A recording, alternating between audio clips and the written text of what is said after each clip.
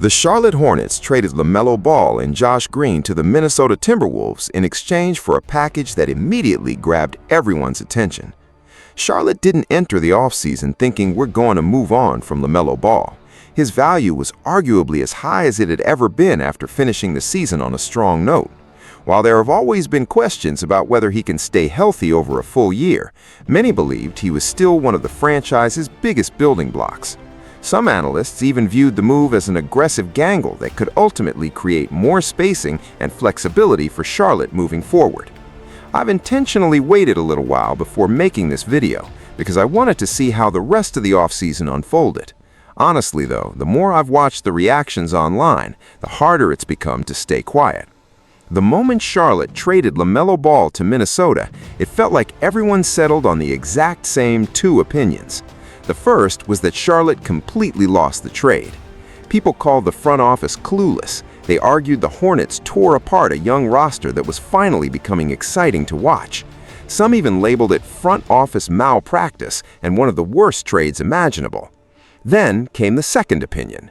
Minnesota won by a mile. The Timberwolves stole a franchise star. Anthony Edwards finally got what he'd been asking for, a legitimate running mate to help carry the offense. Now I'm about to say something that probably won't make everyone happy. I think both those takes miss the bigger picture.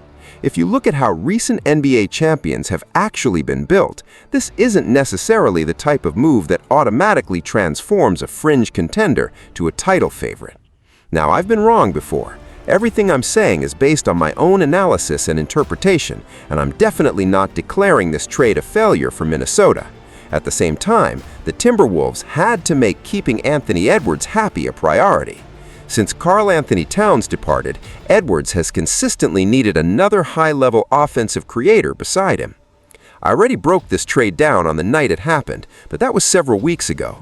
Whenever I react immediately after a blockbuster move, emotions are still running high, and there's usually not enough time to step back and evaluate the bigger picture. Since then, two additional moves have happened that almost nobody is connecting back to this trade. Once you factor those transactions into the conversation, the entire story starts looking completely different. Charlotte may have quietly pulled off something much smarter than people realize, and while this deal could absolutely work out for Minnesota, there are also several reasons for the Timberwolves to be cautious moving forward. Before we jump into everything, we're still running our huge Grand Theft Auto V giveaway. We'll be giving away 20 copies of the game to subscribers who have notifications turned on for the channel. We're also running the same giveaway over on Instagram, Snapchat, TikTok, and X, so make sure you're following there for additional chances to win. Now that we've got that out of the way, cue the intro. Mic check, 1 2 1 2. What's going on, everybody? I know I made a pretty bold statement at the beginning of this video, so now it's time to explain exactly why I believe it. Otherwise, I'd be doing exactly what so many lazy sports analysts do, throwing out hot takes without backing them up. Let's start with where Charlotte actually stood. The Hornets improved from just 19 wins the previous season to 44 victories and earned a spot in the play-in tournament. After January, they completely flipped the switch and became one of the hottest and most entertaining offensive teams in basketball. At the center of that turnaround was a young core that genuinely looked like it had something special. And when I say special, the numbers back it up. Their rookie, the 4th overall selection, put together a historic season. He finished first in the entire NBA in made three-pointers, not just among rookies, the entire league. He knocked down 273 three-pointers, becoming the first rookie in NBA history to lead the NBA in that category. Want to know who finished right behind him? LaMelo Ball. He made 272. That meant Charlotte had the top 2 three-pointers in the entire league. The only other teammates to accomplish something comparable were Stephen Curry and Klay Thompson. That's the level of company we're talking about. And it wasn't just about outside shooting. Whenever Charlotte's projected starting lineup shared the floor, LaMelo Ball, Kona Knuppel, Brandon Miller, Miles Bridges, and Moussa Diabate, the group posted an incredible plus 30.6 net rating. That's an outrageous number. Those are the kind of lineup statistics that make you ask one simple question: why would you ever break this group apart? Then there's the emotional side of the story, which may be the hardest part to overlook. LaMelo Ball never asked out. He wanted to stay in Charlotte. Just listen to what he had to say during his exit interview. But guys, I love them all. I think the path's going the right way. Got a little better. Hopefully next year, not even a play-in. Just got to keep doing the right things, but just use all that fuel for the off-season. Should be better for next year. This wasn't a player trying to force his way out of town. Time and time again, LaMelo Ball made it clear that he wanted to spend his entire NBA career in Charlotte. He stayed committed through years of losing, constant rebuilding, and some genuinely difficult seasons. Yet, across 6 years with the organization, the Hornets never truly paired him with the kind of established co-star many believed he needed. So it's easy to understand why so many fans were upset. The team had finally started showing real progress. Their franchise player was happy. The young core looked like it was developing into something special. Then, all of a sudden, they moved on from him in exchange for what many people viewed as a role player and future draft picks that won't even convey until the 2030s. Naturally, the frustration from the fan base was immediate, and it wasn't only the fans who seemed affected. Take a look at the way head coach Charles Lee spoke about the trade during NBA Summer League. Just watching his body language and hearing his tone tells you a lot about how emotional the situation really was. It is hard. I thought that he helped our group create a foundation, a standard for how we want to operate every day. And I think that he's really just scratching the surface. I think there's more for that young man to achieve. And you know what? When you hear him explain it that way, it's easy to understand where the frustration comes from. It really is. If the story ended at that point saying Charlotte got robbed would feel like the obvious conclusion. But that's not where the story ends, and the people shouting the loudest are overlooking the two decisions that completely changed the picture. We have to begin with the money, because this is where emotions and financial realities stop lining up. By the end of last season, LaMelo Ball was set to qualify for a brand new contract, and we're not talking about a modest payday. He was eligible to sign an extension worth roughly $119 million immediately.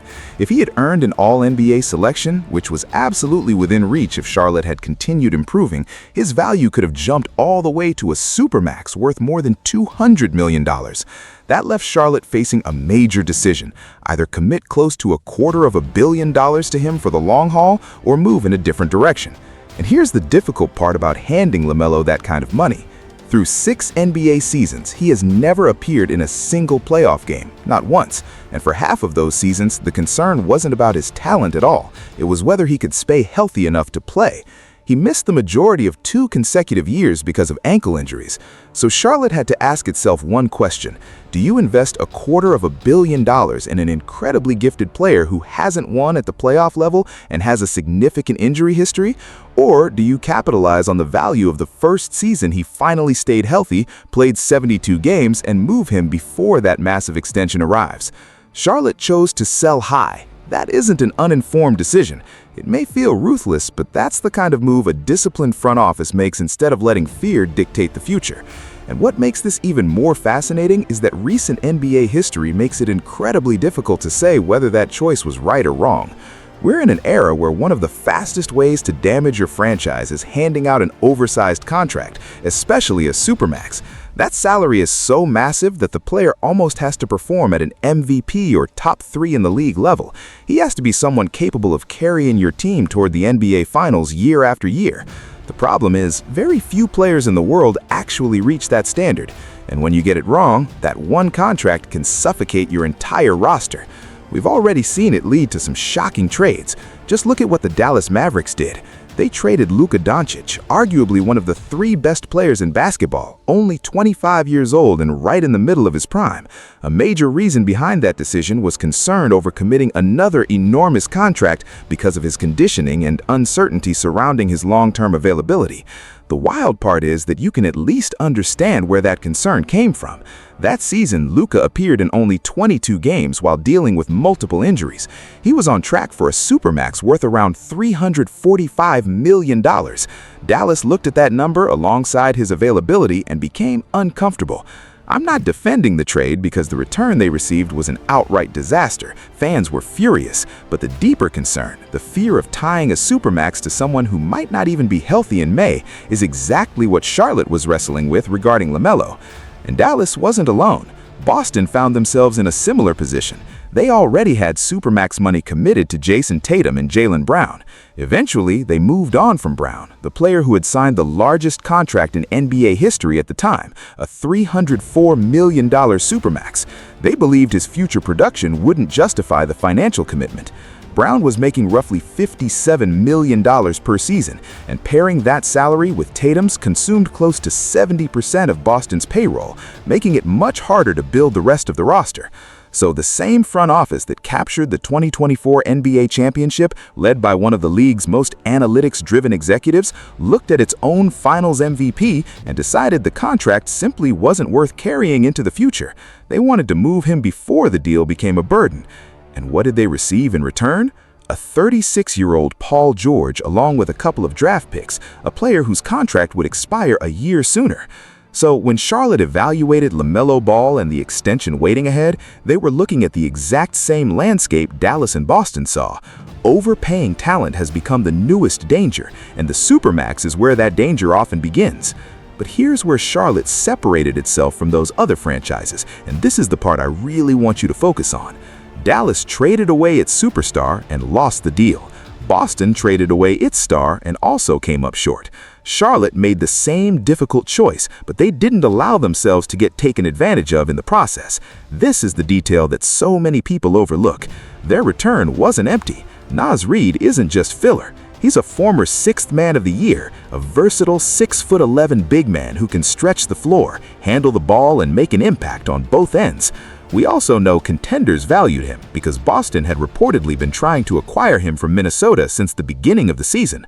Along with Naz Reid, Charlotte also picked up a massive collection of future first-round draft picks and the largest trade exception in NBA history, valued at roughly $40.8 million. That exception functions like a massive salary credit tool, giving them the flexibility to absorb another star's contract in a future trade.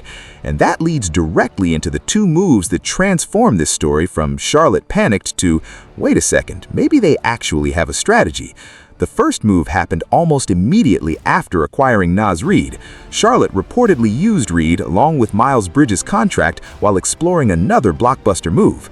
According to Michael Scotto, they held exploratory discussions with the Boston Celtics about acquiring Jaylen Brown. Those conversations eventually cooled and no deal happened, but pay attention to what that reveals. If Charlotte had truly been focused only on cutting payroll or tearing the roster apart without any intention of competing, they wouldn't have immediately pursued a top 15 player in the NBA. Teams don't chase a finals MVP when their goal is intentionally losing games. Then came the second move. Just a few days after trading LaMelo, Charlotte completed another deal by sending Miles Bridges to the Phoenix Suns in exchange for Grayson Allen, Royce O'Neal, and another unprotected 2033 first-round pick. So within the span of 1 week, they moved two of their leading scorers while adding even more draft assets. At this point, Charlotte is sitting on somewhere between 8 and 11 future first-round picks. When you connect those two moves, the entire picture looks completely different from the idea that Charlotte simply got robbed. This isn't an organization waving the white flag. This isn't a team waving the white flag. This is a franchise fully committing to a rebuild around Brandon Miller and Con Newpel, stockpiling a massive collection of assets before eventually cashing those chips in for another legitimate star. That's not front office malpractice, guys. That's a long-term blueprint. What's really wild are some of the rumors that have started circulating because of this move.